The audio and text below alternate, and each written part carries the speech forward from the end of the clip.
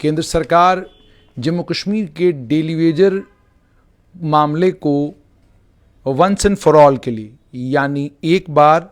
आने वाले सालों के लिए और कई सालों के लिए इस प्रॉब्लम को हल करने के बारे में गंभीरता के साथ विचार कर रही है। सूत्रों के मुताबिक ये विचार विमर्श सभी लेवल्स पर हो रहा है और ऑलरेडी जम्मू कश्मीर की सरकार ने इसमें अपना मत जो है वो केंद्र सरकार के सामने रखा है और केंद्र सरकार को ये बताया है कि उनका मत इसको लेकर क्या है।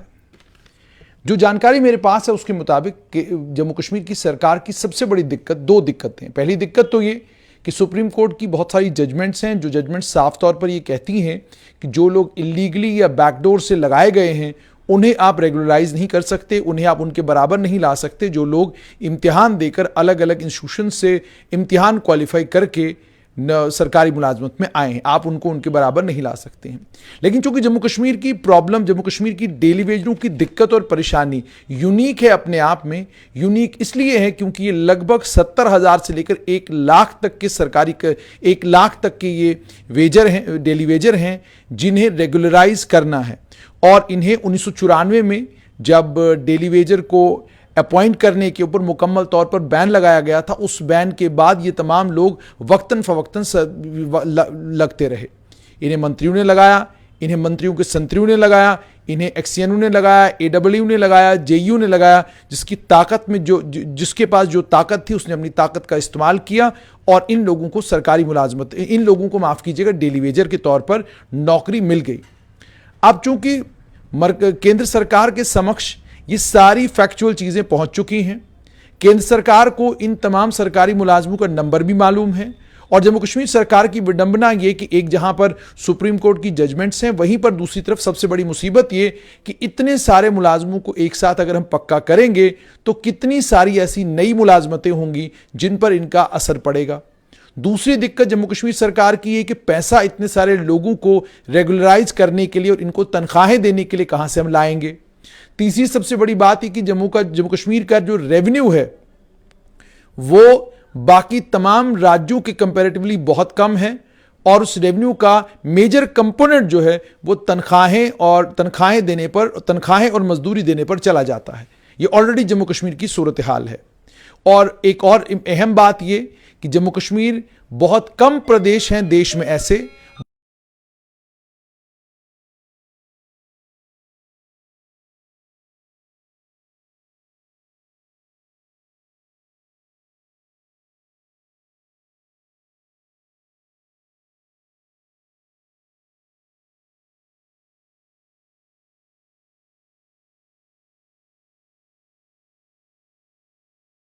लोकल फंड वर्कर्स हों, left out ad hoc contract consolidated workers हों, इन तमाम लोगों के लिए जम्मू कश्मीर की सरकार ने एसआरओ 520 लाया था। जब जम्मू कश्मीर की सरकार ने एसआरओ 520 लाया था, सरकार थी भारतीय जनता पार्टी की और पीडीपी की। उस सरकार ने यह तय किया कि हम इन तमाम डेली वेजेस को, हॉस्पिटल डेवलपमेंट फंड के जरिए लगाए गए लोगों को, लोकल फंड वर्कर्स को, left out ad hoc contract consolidated workers को, इन तमाम लोगों को हम रेगुलराइज करेंगे एसआरओ 520 के तहत। इनको रेगुलर मुलाजमत हम लोग देंगे। और यह भी उस ऑर्डर में लिखा गया था कि ये वो तमाम लोग हैं जिन्हें 31 जनवरी 1994 के बैन के बाद लगाया गया है। उसके बाद इसमें एनवाईसीज और लैंड ओनर्स, उन्हें भी एंगेज करने की बात की गई थी, जिसके लिए एक प्रोसीजर तैयार किया गया था और सीजनल वर्कर्स की बात भी इसमें की गई थी। तो एसआरओ 520 के तहत इन तमाम लोगों को रेगुलराइज करने की बात जम्मू कश्मीर की सरकार ने की थी। लेकिन उस वक्त की सरकार की भी सबसे बड़ी परेशानी यह थी कि 1 लाख से ज्यादा लोगों को रेगुलराइज करने के लिए हम पैसा कहां से लाएंगे, इनको तनख्वाहें कहां से देंगे, और जब हमें इनको तनख्वाह रेगुलर बुनियादों पर देनी पड़ेगी तो तनख्वाहों के साथ साथ में और बहुत सारे टर्मिनल बेनिफिट्स हैं जो इन्हें देने पड़ेंगे। मिसाल के तौर पे एनपीएस है, यानी पेंशन देनी पड़ेगी। पेंशन के अलावा और बहुत सारे बेनिफिट्स हैं जो सरकारी मुलाजमों को मिलते हैं, वो सारे बेनिफिट्स इनको भी देने पड़ेंगे। ये सारी चीजें थी जिन सारी चीजों के चलते जम्मू कश्मीर की सरकार जब तखमीना लगाती थी और बजट तैयार करती थी तो बजट करोड़ों रुपए में बजट आता था। वो जो करोड़ों रुपए का बजट आता था, उस करोड़ों रुपए के बजट को लेकर जम्मू कश्मीर की सरकार सोच में पड़ जाती थी कि आखिरकार इतनी बड़ी तादाद में जो ये लोग लगाए गए हैं, इन्हें हम रेगुलराइज करें तो करें कैसे। अब ये पिछली सरकारों की भी दिक्कत थी, इस सरकार के सामने भी ये सवाल था। 5 साल तक 2019 तक जब केंद्र में भारतीय जनता पार्टी की पहली सरकार बनी, उस सरकार के समक्ष ये प्रॉब्लम इसलिए नहीं थी क्योंकि तब जम्मू कश्मीर केंद्र शासित प्रदेश नहीं था। अब चूंकि जम्मू कश्मीर केंद्र शासित प्रदेश है और गृह मंत्रालय डायरेक्टली जम्मू कश्मीर की देखरेख कर रहा है और गृह मंत्रालय का इंटरफेरेंस लगभग जम्मू कश्मीर की तमाम पॉलिसी मेकिंग में होता है, उसी इंटरफेरेंस के चलते सूत्रों के अनुसार यह बताया जा रहा है कि केंद्रीय गृह मंत्रालय के सामने भी यह सवाल आया है और वो भी इस सवाल का जवाब तलाश करने में लग गए हैं। मैंने पहले भी आपको एक खबर में बताया था कि केंद्रीय गृह मंत्रालय गंभीरता के साथ इस बात पर सोच विचार कर रहा है कि कैसे कोई रास्ता निकाला जाए कि इतनी बड़ी तादाद में casual, daily Vaser, hospital development fund में लगाए गए लोग, लोकल फंड में लगाए गए लोग, लेफ्ट आउट, एडहॉक, कॉन्ट्रैक्ट बुनियादों पर लगाए गए लोग, कंसोलिडेटेड वर्कर्स, इन तमाम लोगों को वन गो में रेगुलराइज कैसे किया जाए, इन तमाम लोगों की दिक्कतों और परेशानियों को दूर कैसे किया जाए, इस पर मरकजी सरकार सोच विचार कर रही थी। उसके बाद आपने देखा होगा पीएचई के लोग हड़ताल पर बैठे, उसके बाद अलग अलग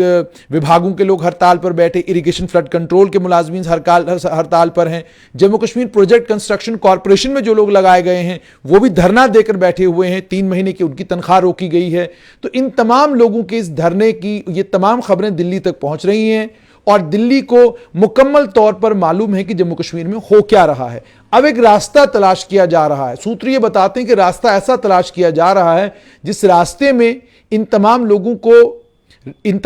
को सहूलियत भी मिले, इन्हें वो तनख्वाहें भी मिले जिन तनख्वाहों की इनको उम्मीद और तवक्का भी है, और सरकार के ऊपर कोई बड़ा बोझ भी ना पड़े, कोई बड़ा बर्डन भी ना पड़े कि सरकार के लिए उस बर्डन को आने वाले वक्तों में या आने वाले सालों में कैरी करना मुश्किल हो जाए।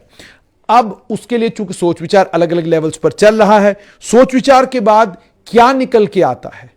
क्या कि सोच विचार के बाद कौन सी पॉलिसी निकल के आती, वो तो आने वाला वक्त ही बताएगा। क्या एसआरओ 520 के तहत ही रास्ता ढूंढा जाएगा, क्या एसआरओ 520 को इन टोटो इंप्लीमेंट कर दिया जाए, या एसआरओ 520 की जगह कोई और एसआरओ आएगा जिस एसआरओ में टर्मिनल बेनिफिट्स के साथ, बाकी बेनिफिट्स के साथ इन तमाम मुलाजमीन को जो अलग अलग वक्तों में लगाए गए हैं और आज वो अलग अलग डिपार्टमेंटों की रीढ़ की हड्डी बन गए हैं, चाहे पीएचई का डिपार्टमेंट हो, पीडब्ल्यूडी का डिपार्टमेंट हो, पावर डेवलपमेंट डिपार्टमेंट हो या अन्य कोई भी विभाग हो, हर विभाग की रीढ़ की हड्डी यही तमाम लोग हैं। आप हॉर्टिकल्चर डिपार्टमेंट की बात करें, आप फ्लोरिकल्चर डिपार्टमेंट की बात करें, हर डिपार्टमेंट में ऐसे कर्मचारी आपको मिलेंगे जिनके बगैर डिपार्टमेंट का चलना या डिपार्टमेंट को चलाना लगभग नामुमकिन है। उनके बगैर आप डिपार्टमेंट चला ही नहीं सकते हैं। तो इसलिए ये सारी जानकारी चूंकि अब केंद्र सरकार को भी है और केंद्र सरकार ऑलरेडी जम्मू कश्मीर के मामले में बहुत सारी रिलैक्सेशंस दे चुकी है। आयुष्मान भारत स्कीम की ही मिसाल ले लें, पूरे देश में यह स्कीम गरीबों के लिए, कमजोरों के लिए है, लेकिन जम्मू कश्मीर एकमात्र ऐसा केंद्र शासित प्रदेश है जहां आयुष्मान भारत की स्कीम हर जम्मू कश्मीर के नागरिक के लिए है। इसी तरीके से कुछ और रिलैक्सेशंस हैं जो केंद्र सरकार ने केवल मात्र जम्मू कश्मीर के लिए दी हैं और बाकी राज्यों में या बाकी केंद्र शासित प्रदेशों में इस तरह की कोई रिलैक्सेशन नहीं है। इसी तरह की उम्मीद और तवक्का यह है कि शायद कैजुअल और डेली वेजर, एचडीएफ, एलएफडब्ल्यू यानी local fund workers, left out, ad hoc, contracted, consolidated workers, शायद इन तमाम लोगों के लिए या तो एसआरओ 520 या एक नया रास्ता, एक नई पॉलिसी लाई जाएगी जिस पॉलिसी के तहत इन तमाम लोगों को वन गो में रेगुलराइज करने पर गंभीरता के साथ सोच विचार हो रहा है। और यहां पर यह बताना आपको बहुत ज्यादा जरूरी है, जिस वक्त वो स्कीम लाई गई उस वक्त यह कहा गया कि ये रूल्स उन तमाम लोगों के ऊपर अप्लाई होंगे जो 17 मार्च 2015 तक daily wager, HDF, local fund, left out, ad hoc, consolidated और कॉन्ट्रैक्ट वर्कर्स लगे हैं। यानी 17 मार्च 2015 तक जितने भी लोग जो इतने भी डेली वेजेस लगाए गए हैं उन तमाम लोगों के लिए वो एसआरओ 520 था। और ये नई अगर कोई पॉलिसी आती उसमें भी हद यहीं तक होगी। इसके बाद अगर कहीं कोई लगा है तो उसके लिए सरकार के पास कोई दरवाजा नहीं होगा, कोई रास्ता नहीं होगा। और ये स्कीम कंटिंजेंट पेड लोगों के लिए, पार्ट टाइम या बाकी जो लोग जिनकी वेजेस कम है डेली वेज के मुकाबले में, उनके लिए नहीं है। टेन्यूअर पोस्ट एकेडमिक अरेंजमेंट के लिए नहीं है, यानी जो लेक्चर्स एकेडमिक अरेंजमेंट में लगाए गए हैं, असिस्टेंट प्रोफेसर्स एकेडमिक अरेंजमेंट में लगाए गए हैं और काफी देर तक उन लोगों ने भी धरने दिए, प्रदर्शन किए, उनके लिए स्कीम नहीं है। ये ऑटोनॉमस बॉडीज में, नॉन गवर्नमेंटल एजेंसीज में, पब्लिक सेक्टर अंडरटेकिंग्स में, कॉर्पोरेशंस में, गवर्नमेंट कंपनियों में, सोसाइटियों में लगाए गए लोगों के लिए आने वाली पॉलिसी में भी कोई रिलैक्सेशन नहीं होगी। जो रिटायर्ड लोग हैं सरकार के और अलग अलग जगहों पर काम कर रहे हैं, उनके लिए भी इसमें कोई बेनिफिट नहीं होगा। अब बड़ी दिक्कत, और एक और बड़ी दिक्कत थी, एक और बड़ी दिक्कत SRO 520 की ये थी कि उसमें आज भी परमानेंट रेजिडेंट का क्लॉज है, जबकि परमानेंट रेजिडेंट का क्लॉज जो है जम्मू कश्मीर से खत्म हो चुका है। अब डोमिसाइल का क्लॉज है। डोमिसाइल के अलावा उसमें यह रखा गया था कि 8वीं पास मिनिमम क्वालिफिकेशन होनी चाहिए, एज का मैक्सिमम और मिनिमम क्राइटेरिया इनिशियल अपॉइंटमेंट पर होना चाहिए, 10 साल की कॉन्टिन्यूअस वर्किंग उन्होंने कंप्लीट की होनी चाहिए, सीजनल वर्कर्स ने 120 महीने डिपार्टमेंट में काम करते हुए मुकम्मल किए होने चाहिए, कोई डिसिप्लिनरी प्रोसीडिंग उनके खिलाफ नहीं होनी चाहिए और वो डिपार्टमेंट में लगातार काम करते हुए होने चाहिए। और उसके अलावा ये भी कि एज रिलैक्सेशन भी उन तमाम लोगों को दी जाएगी। एज रिलैक्सेशन इसलिए भी देनी पड़ेगी क्योंकि जम्मू कश्मीर की सरकार में नौकरी पाने की भी एक उम्र है और रिटायरमेंट की भी एक उम्र है। बहुत सारे डेली वेजर कैजुअल ऐसे हैं जो उस उम्र को पार कर गए हैं, यानी 40 साल अगर नौकरी लेने की उम्र है तो कोई 45 का है, कोई 48 का है, कोई 52 का है, कोई 53 का है, कोई 59 साल का है, कोई 58 साल का है। तो इस तरीके से है, तो उनके बारे में भी सोचना है कि उन्हें किस तरीके से, किस तरह की रिलैक्सेशन दी जाएगी, रूल्स को कैसे रिलैक्स किया जाएगा ताकि उन्हें भी इन तमाम चीजों में एडजस्ट किया जा सके। उसके अलावा SRO 520 में यह किया गया था कि स्किल्ड वर्कर्स जो हैं, यानी जिनके पास स्किल है, 10 से 15 साल का अगर वक्त हुआ है काम करते हुए, तो 13,000 तनख्वाह के बारे में बात की गई थी। 15 से 20,000 वालों को कहा गया था कि आपको 18,000 रुपए दिए जाएंगे और 20 साल से जायद जिनको वक्त हुआ है उनको 24,000 रुपया मिलेगा। अनस्किल्ड के लिए 10 से 15 साल के लिए कहा गया था 10,000, 15 से 20 साल के लिए कहा गया था 15,000 और 20 साल से ज्यादा का वक्त जिनको हो गया काम करते हुए उन्हें 20,000 रुपये तनख्वाह दी जाएगी। और साथ में यह भी कहा गया था कि न्यू पेंशन स्कीम के तहत इन्हें कवर भी किया जाएगा और उसके बाद एनुअल इंक्रीमेंट 3% भी इनको मिलता रहेगा और इन्हें गवर्नमेंट सर्विस असिस्टेंट कहा जाएगा, इन्हें किसी और नाम से नहीं बुलाया जाएगा। जैसे आपको यह भी पता होगा कि जम्मू कश्मीर में अब PN का कोई पोस्ट नहीं है, अब उनको मल्टीटास्किंग फोर्स कहा जाता है, MTF उनको कहा जाता है। इसी तरीके से इनके लिए भी एक टर्म लाई गई थी, गवर्नमेंट सर्विस असिस्टेंट। अब ये तमाम चीजें केंद्र सरकार के सामने हैं और केंद्र सरकार अब जो सूत्रों के अनुसार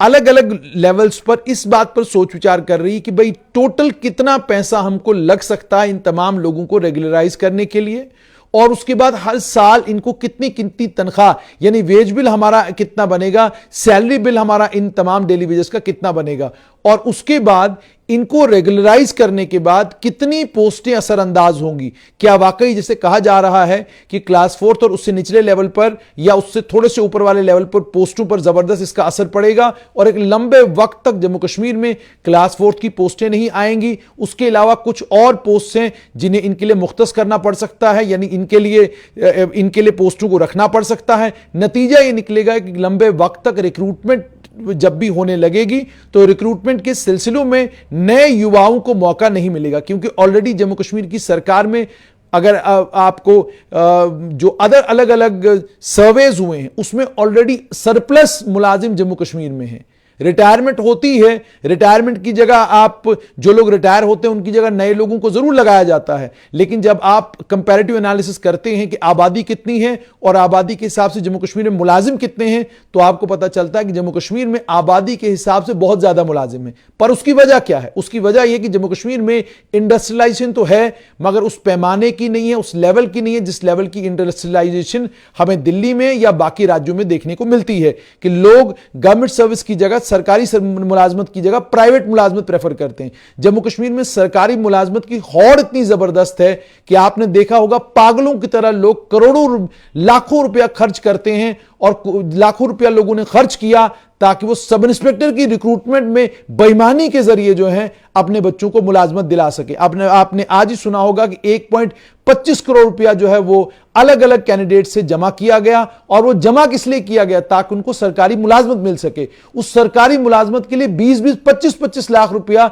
बच्चों ने दिया, उनके पेरेंट्स ने दिया ताकि हमारे बच्चों को किसी तरीके से सरकारी मुलाजमत मिल जाए। तो जहां इतनी लालसा हो सरकारी मुलाजमत की, जहां इतना लालच हो सरकारी मुलाजमत का, और जहां मानसिकता भी ये हो कि जब तक हमारा बेटा सरकारी मुलाजिम नहीं बनेगा शादी नहीं होगी, बेटी की सरकारी मुलाजमत नहीं लगेगी तब तक शादी नहीं होगी, तो जहां यह मानसिकता हो कि आप अपना परिवार, आने वाला कल, आने वाला फ्यूचर इस बात पर तय करते हैं कि आपका बेटा सरकारी मुलाजिम है कि नहीं है, वहां बेईमानी होना, वहां इम्तिहानों में चोरी होना, वहां इम्तिहानों में ठगी होना कोई बड़ी बात नहीं है। इसलिए नहीं है क्योंकि जाहिर सी बात है, जब किसी भी तरीके से सरकारी मुलाजमत लेनी है तो वो चोरी के ही रास्ते से मिल जाए तो इंसान कोशिश पूरी की पूरी करता रहता है। तो इसीलिए जम्मू कश्मीर में जितनी भी रिक्रूटमेंट्स आज हुई है, उन रिक्रूटमेंटों पर भी बहुत सारे सवाल खड़े किए गए हैं। मैं नहीं कर रहा, लोग सवाल खड़े कर रहे हैं इन रिक्रूटमेंटों के ऊपर। तो अब जहां इतनी ज्यादा सरकारी मुलाजमत की लालसा हो, जहां प्राइवेटाइजेशन के नाम पर कुछ भी नहीं है, और अगर प्राइवेट एंटरप्राइज कोई खोलता भी है तो उस प्राइवेट एंटरप्राइज को सरकार मौका ही नहीं देती ग्रो करने का, सरकार मौका ही नहीं देती उस प्राइवेट एंटरप्राइज को कि वो बड़े फले फूले, और जब वो फलेगा फूलेगा वो बड़ा पेड़ बन के जो है और कम से कम 40 लोगों को, 100 लोगों को मुलाजमत देगा और जम्मू कश्मीर की जो अनएम्प्लॉयड की संख्या है उसको कम करेगा। जहां ऐसी स्थिति हो वहां पर बच्चों के लिए भी मजबूरी यही कि जनाब सरकारी मुलाजमत चाहिए, और जो लोग अब जो डेली वेज लगे उनकी मानसिकता क्या, जाहिर सी बात है जहां फैक्ट्री में बच्चा काम नहीं करेगा, इंडस्ट्री कहीं नहीं है, आतंकवाद है, अलगाववाद की आग है और चारों तरफ सारा मसला ठप है। आप एसएसआरबी के जरिए रिक्रूटमेंट एसएसआरबी के जरिए रिक्रूटमेंट जो है वक्तन नहीं कर रहे हैं, यानी टाइम पर रिक्रूटमेंट हो नहीं रही। नतीजा ये निकला, एमएलए ने जिनको वादा किया उसने उनको लगाया, एक्सीएन ने जिनको वादा किया उसने उनको लगाया, एडब्ल्यू ने जिनको वादा किया उसने उनको लगाया, कमिश्नर सेक्रेटरी ने जिनको वादा किया उसने उनको लगाया। तो इस तरीके से ये फौज तैयार होती गई और अब ये फौज इतनी बड़ी हो गई है कि आज के वक्त में इस फौज को लेकर ये कहना कि देखिए बैकडोर से आए हैं, इनको कैसे हम रेगुलराइज करेंगे, ये तमाम बातें अपनी जगह ठीक हैं, लेकिन तमाम डिपार्टमेंट इनके ऊपर डिपेंडेंट हैं। आज ये हड़ताल पर चले जाते हैं तो आपका सारा सिस्टम कोलैप्स कर जाता है। तो अगर सारा सिस्टम कोलैप्स कर रहा है, वन टाइम रिलैक्सेशन देकर इन तमाम लोगों को रेगुलराइज करके इस मसले को वंस एंड फॉर ऑल के लिए खत्म कर दिया जाए और आइंदा के लिए कानून इतना सख्त बनाया जाए कि इसके बाद दोबारा कभी भी किसी को बैकडोर से या किसी और तरीके से अपॉइंटमेंट या नौकरी मिलने की कोई संभावना ही बाकी न रहे। किसी मंत्री के पास कोई ताकत ना हो, किसी संतरी के पास कोई ताकत ना हो, किसी एडब्ल्यू किसी एक्शन के पास कोई ताकत बाकी नहीं रहे किसी को एंगेज करने की, तभी जाकर यह मसला हल होगा। अब मरकजी केंद्र सरकार क्या सोच रही है? केंद्र सरकार इसी बात पर सोच विचार कर रही है कि कितना बड़ा पैकेज हमको देना पड़ सकता है जिससे एक बड़े पैकेज से हम इन तमाम लोगों को रेगुलराइज करें और वंस एंड फॉर ऑल के लिए मसला खत्म करें। अच्छा, उस वंस एंड फॉर ऑल के लिए इस वक्त मसला हल करने का फायदा क्या? अगर इस वक्त ये मसला हल करते हैं तो 1 लाख की फौज का मतलब ये हो गया लगभग 4 लाख के करीब करीब का वोटर। एक घर में कम से कम 4 वोटर हैं और अगर इनके रिश्तेदारों को भी आप मिला लें तो ये कम से कम 7-8 लाख के करीब करीब वोट्स बनते हैं। तो 8 लाख वोटों के ऊपर वोट कितना असर डाल सकते हैं और कितने समीकरण चेंज कर सकते हैं वो राजनीतिक दलों को अच्छे से मालूम है। तो अगर इन तमाम लोगों को वन गो में रेगुलराइज किया जाता है, जो पार्टी वो करेगी, जो दल वो करेगा, उस दल को ही राजनीतिक फायदा इसका होगा। और दूसरी सबसे बड़ी बात, उस दल को ये क्रेडिट जाएगा कि जो पिछली सरकारों ने 26 साल में, माफ कीजिएगा 28 साल में नहीं किया, हमने वो 1 स्ट्रोक में किया, 8 साल के अंदर अंदर कर दिया और करके दिखा दिया और रेगुलराइजेशन की पॉलिसी भी लाई और लोगों को 1 गो में रेगुलराइज भी किया। अब चूंकि बायोमेट्रिक्स भी इनका हो चुका है, डॉक्यूमेंट्स भी ये लोग डिपार्टमेंट में 4-4, 5-5 बार दे चुके हैं, इनके डॉक्यूमेंट्स की वेरिफिकेशन भी 3-3, 4-4 बार हो चुकी है। और जैसा इसमें कहा गया है कानून में कि अपॉइंटमेंट, बाज़ाब्ता अपॉइंटमेंट ऑर्डर होना चाहिए, तो जिनका अपॉइंटमेंट ऑर्डर है और उसको देखा गया है, तो उसके बाद मुझे नहीं लगता कि कोई वजह बनती है कि सरकार और ज्यादा इसमें विलंब करे, सरकार और ज्यादा इसमें देरी करे, क्योंकि सिस्टम सुचारू रूप से अगर आपको चलाना है तो सिस्टम को आपको डिसिप्लिन में लाना पड़ेगा। यह कहकर कि ये लोग बैकडोर से आए हैं, इनको गलत तरीके से लगाया गया है। सुप्रीम कोर्ट की जजमेंट्स अपनी जगह, हाई कोर्ट्स की जजमेंट अपनी जगह, लेकिन इन जजमेंट्स के साथ साथ में हाई कोर्ट भी और सुप्रीम कोर्ट भी बड़ी बार ये कहती है कि कंपैशनेट ग्राउंड्स पर लोगों की मजबूरी और लोगों की परेशानी को ध्यान में रखते हुए, ठीक है, फैसले लिए जाने चाहिए। तो लोगों की परेशानी और लोगों की दुख तकलीफ को ध्यान में रखते हुए सरकार को अब, चूंकि ऑलरेडी सरकार इस पर सोच विचार कर रही है कि कितना बड़ा पैकेज हमको देना पड़ सकता है, जिस पैकेज को देने के बाद जैसे रहबर तालीम के मसले को वंस एंड फॉर ऑल के लिए सुपर न्यूमरी पोस्टें क्रिएट करके खत्म कर दिया गया। अब सुपर न्यूमरी पोस्टें क्रिएट हो गई, रहबर तालीम एडजस्ट हो गई। हां बिल्कुल, रहबर तालीम की एडजस्टमेंट के बाद मास्टरों की पोस्टें लंबे वक्त, टीचरों की पोस्टें लंबे वक्त तक नहीं निकलेंगी, वो एक हकीकत है। उससे इंसान जो है दूर नहीं रह सकता। लेकिन अब अगर सिस्टम के अंदर लोग अगर आ चुके हैं तो आप सिस्टम को करेंगे क्या? जाहिर सी बात है, जब आप इनको सिस्टम के अंदर लाएंगे, कल जब मुलाजमतें नहीं मिलेंगी तो किन को नहीं मिलेंगी? इन्हीं के बच्चों को नहीं मिलेंगी, इन्हीं के क्या कहते हैं आने वाली जनरेशन को नहीं मिलेगी। और जब इनकी जनरेशन इनसे ये सवाल पूछेगी कि जनाब नौकरियां क्यों नहीं हैं, तो इन्हें बोलना पड़ेगा कि हम इस रूट से लगे थे, उसके बाद सरकार ने एक पैकेज लाया, हम सबको रेगुलराइज किया, इसलिए जब तक अब सुपर न्यूमरी पोस्टों के ऊपर जिनके ऊपर हमको लगाया गया, जब तक वो खत्म सारी नहीं होती तब तक नई मुलाजमतें नहीं आएंगी। तो ये सारा कुछ जो है, इस पर केंद्र सरकार गंभीरता के साथ विचार कर रही है और केंद्र सरकार सोच रही है कि जल्द से जल्द जम्मू कश्मीर को एक बड़ा तोहफा दिया जाए कि जो डेली वेजर हैं, जिनकी तादाद लगभग 60 से 70 हजार के करीब करीब बताई जाती है, वन गो में इन तमाम को रेगुलराइज किया जाए और इस इशू को फॉरएवर के लिए खत्म किया जाए। इस पर सोच विचार हो रहा है। लेकिन वहीं पर दूसरे ओपिनियंस भी हैं, जैसे मैंने आपको कहा, लोग हैं सरकार जो ऑफिसर्स हैं जो बार बार कह रहे हैं कि जी कैसे करेंगे आप, सुप्रीम कोर्ट की जजमेंट्स हैं, उसके अलावा हाई कोर्ट की जजमेंट्स हैं, वो इस और भी इशारा करते हैं कि आप अगर आज बैकडोर से लोगों को रेगुलराइज करने का रास्ता बनाएंगे, कल लोग कोर्ट में चले जाएंगे और इलीगल अपॉइंटमेंट्स को भी लीगल करने की बात कर सकते हैं। ये सारी चीजें दूसरी साइड से भी कही जा रही हैं। तो इसीलिए असमंजस की स्थिति है। इस असमंजस की स्थिति के बीच में केंद्र सरकार तो गंभीरता के साथ सोच रही है, लेकिन फैसला कब लेगी उसको लेकर अभी तक असमंजस बना हुआ है। जब भी कभी केंद्र सरकार इसको लेकर एक बड़ा फैसला करती है, हम आप तक जरूर पहुंचाएंगे। लेकिन फिलहाल यह कि गंभीरता के साथ केंद्र सरकार इस बात पर सोच विचार कर रही है कि जम्मू कश्मीर के डेली वेज का मसला, जो कि अद्भुत है और बिल्कुल पूरे देश से बिल्कुल अलग है, उस मसले को वंस एंड फॉर ऑल के लिए हल कर दिया जाए।